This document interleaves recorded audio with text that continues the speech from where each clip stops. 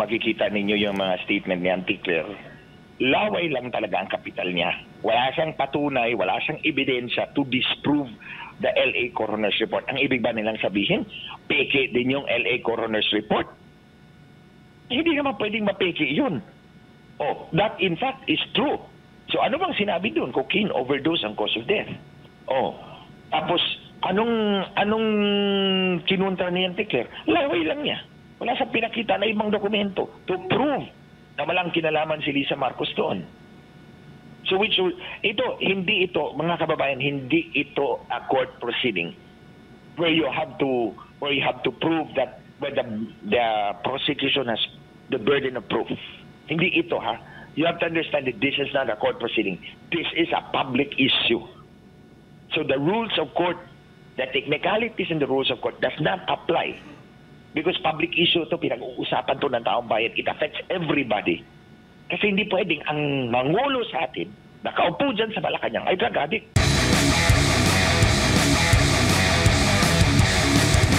Dito po sa pangyayari ngayon, parang inoobligan na kung sino yung nag-aakusa, siyang maglabas po ng mga dokumento. Pero yun nga, ang sabi nga nitong si Yusek Claire na peke ito, yung mga kumalat, pinost sa social media.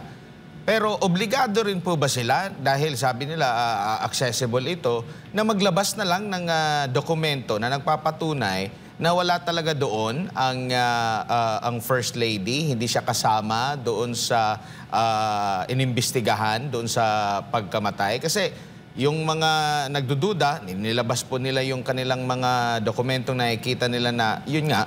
Pero obligado na rin po ba sila or still pwede silang magmatigas at sabihin na kayo nag-aakusa, kayo yung maglabas ng dokumento? Heto nga, sinabi naman nila na fake news. Wala naman silang pambala na mismo doon na dokumento na nagpapatunay na hindi kabilang ang First Lady sa inimbestigahan po, Attorney. Kuya Admar, Kuya Jane, mga kababayan, kung makikita ninyo yung mga statement ni Auntie Claire, laway lang talaga ang kapital niya. Wala siyang patunay, wala siyang ebidensya to disprove the LA Coroner's Report. Ang ibig ba nilang sabihin, peke din yung LA Coroner's Report? Hindi naman pwedeng mapeke yun. Oh, that in fact is true. So ano bang sinabi doon? Cocaine overdose ang cause of death.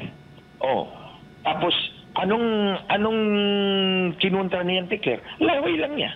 Wala sa pinakita na ibang dokumento to prove na walang kinalaman si Lisa Marcos doon.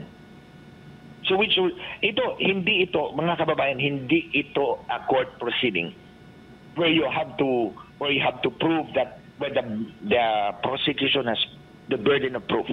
Hindi ito, ha. You have to understand that this is not a court proceeding. This is a public issue.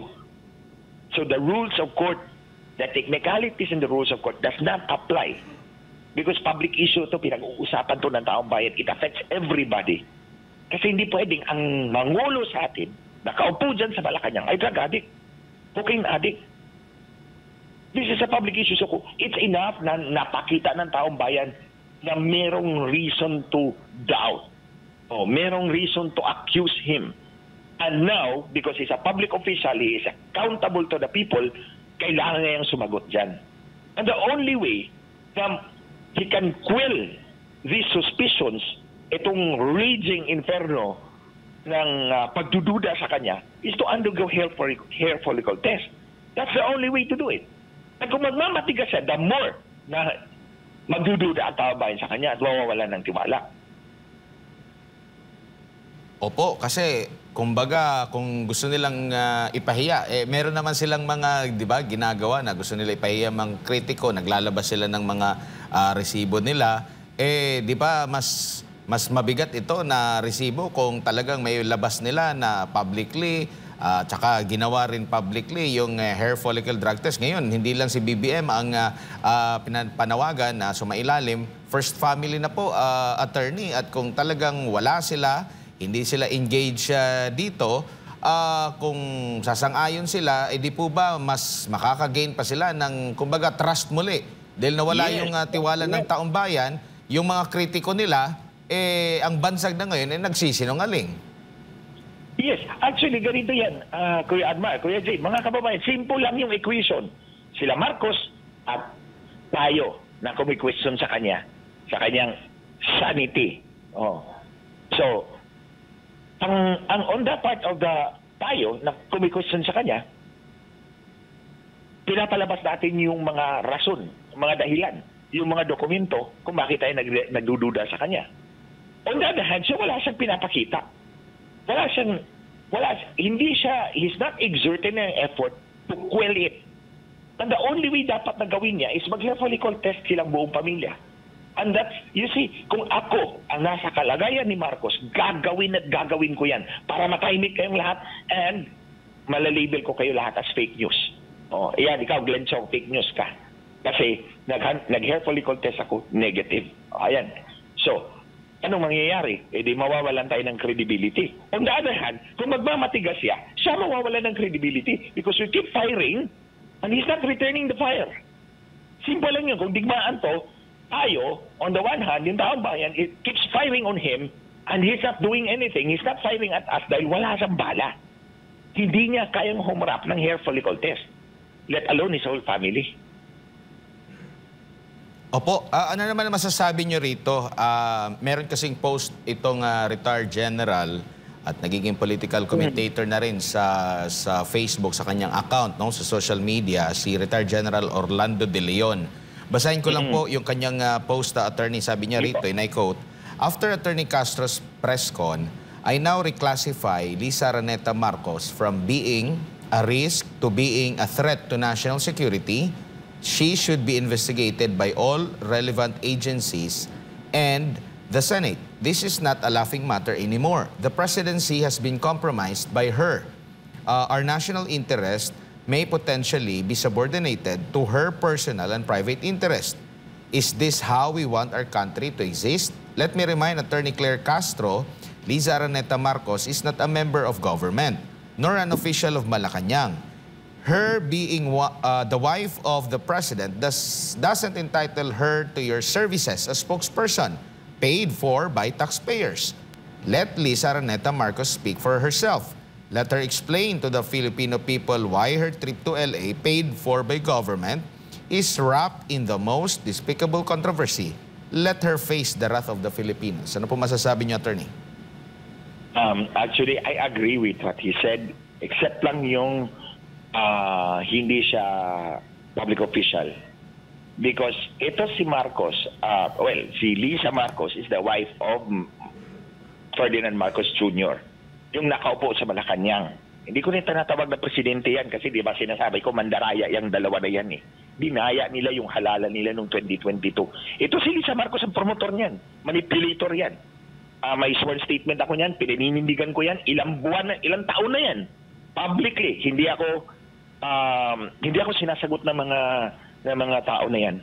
So, even if she's not a public official, she's the wife of the, ano bang tawag ko dyan? Yung, sige, de facto president. Oh. Whatever she does, affects the presidency. And tama siya. Tama si General De Leon. Lisa Marcos represents the greatest threat to our national security by compromising the office of the president. More so, because si Lisa Marcos ang natutupad eh. Hindi naman yung asawa, hindi naman yung lalaki. Yung lalaki, pag tinitigan niya ng mata ni Lisa Marcos, mag-meltdown yan. Kilala ko yung mag-asawa na yan. Pag tinitigan pa lang ng mata ni Lisa Marcos si Bongbong Marcos, meltdown na si Bongbong Marcos. Susunod at susunod dyan. Kung anong dikta ni Lisa Marcos.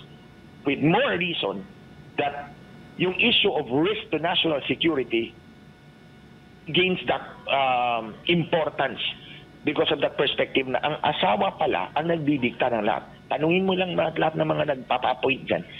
Oh, once, yung kaibigan kong congressman, inimbita ng isang embassy. Nandun yung mga government officials. Pagdating ni Lisa Marcos, lahat sila pumunta kay Lisa Marcos because they know that's the holder of the power, not the lalaki. Hindi yung lalaki, ano lang yun eh. Pedestal lang yan doon sa office of the president. Ito ang nagdidikta ng lahat. And by compromise and by being embroiled in a cocaine controversy in the United States, she has put the presidency at risk, the international security of the Philippines. Sa tingin niyo ba, mga kababayan, Ito pa, one perspective, one angle. July 9 lumabas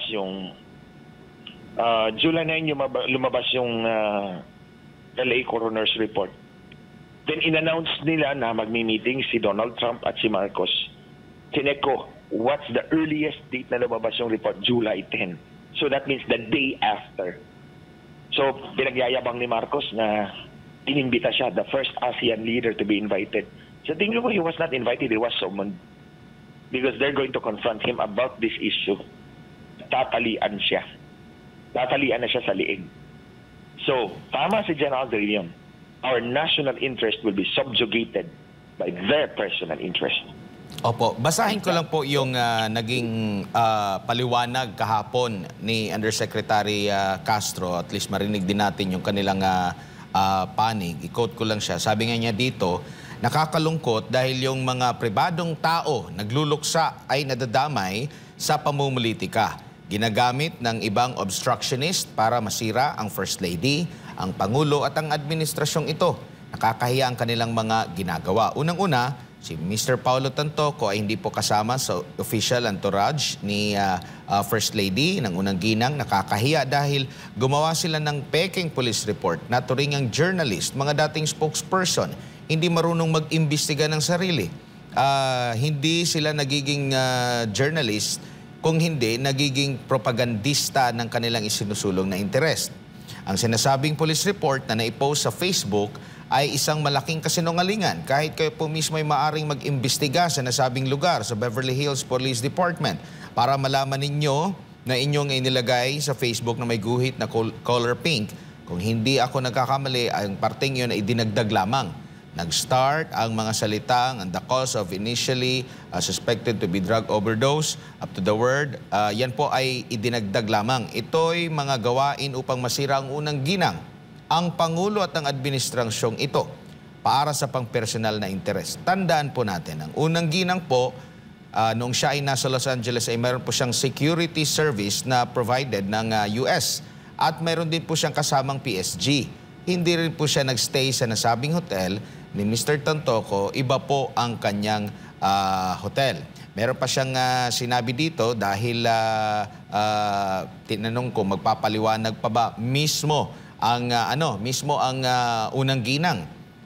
Ang sabi, sinalo agad ni Undersecretary Castro, sabi niya, nagsalita na po ako ngayon. So siya na po yung tagapagsalita din, dagdag ni First Lady. Pinaliwanag na po natin lahat ng katotohanan, so wag po tayo kasi maniwala masyado sa drama, sa gimmick, gawa-gawang kwento. Siguro doon tayo po bilang miyembro ng media, kaya din po natin alamin kung ano po ang talagang katotohanan. So sinasabi ko na po, yung police report na yan ay fake document. Sabi nga niya katotohanan, pero wala siyang pang-match na official mismo na galing sa, which is yan yung hinihingi ngayon ng mga netizen na kung fake, edi pakita yung totoo na report. That's correct. Kuya Admar, alam mo, dinidinay ng palasyo yan. No, sabi nila. Pero hindi nila pinakita yung flight manifest. No, papunta doon, at wag na yung pabalik kasi pabalik na cremated na kabaong na siya eh. So yung papunta doon, dapat pinakita nila yung flight manifest. Tapos yung booking ni Lisa Marcos sa ibang hotel na sinabi nila, wala silang pinakita. Lisa, kaya sabi ko sa inyo, mga kababayan, laway lang talaga ang kapital ni Auntie Claire. Wala siyang pinakitang dokumento maliban doon sa picture nila ni Frasco. Hindi naman Diyos si Frasco para mag-vouch for the integrity of Lisa Marcos. It does not prove, the picture does not prove that she was there all along. And you know what? 6 years kong kasama yan. Maiksi ang attention span ni Lisa Marcos. She will not survive from the afternoon to the evening in one setting. She will not survive that. Hindi siya magsasurvive yun. Lalabas yan. Aalis yan. Because maiksi yung attention span niya. Kilala ko yan for 6 years. Pagkatrabaho kami. So hindi ako naniniwala na for 6 hours, from afternoon to evening, nandun siya sa event na yun. At anong time frame ng afternoon to evening? Kasi afternoon pa yung 5:45 ng hapon eh. And it's 6:15 is evening already. O di ba? 5:45 ng hapon is afternoon. 6:15, 30 minutes later is evening. So anong ibig sabihin doon? May binigay ba siyang range of time? Wala. Yung time frame, wala. Basta sinabi niyang hapon hanggang gabi. Pwedeng 5:45 to 6:30 nandun siya. Which would still fall within that 7-hour period na hindi na-report yung death. And besides, take note of this, mga kababayan. That fact is, si Paulo Tantoco, what is his wife, si Dina Arroyo, yung Deputy Social Secretary. We were together. Oh. So kung ikaw yung asawa, at nakita mo na nakahandusay na yung asawa mo dyan, naghihingalo na, for 7 hours, hindi mo dinala sa ospital. What do you think about it? Somebody else, very powerful, is dictating not to do it. Yun ang nasa isip ko eh. Hindi normal yung ginawa ng asawa. Ay hindi niya dinala sa ospital. Alam mo na, nakita mo, nagkalat doon sa room yung white powdery substance, yung cocaine. Nagkalat doon, alam na nila na this person's life is in danger. Bakit hindi dinala sa ospital? He could have survived. Unless someone else, very powerful, was dictating na huwag mong dalhin sa ospital yan. Opo. Yun ang nasa isip ko. Yun ang dapat isipin natin, mga kababayan. Somebody else, very powerful, was dictating not to bring that si Paulo Tantoco to the hospital because it would create more scandal kung dinala sa ospital. But he could have survived.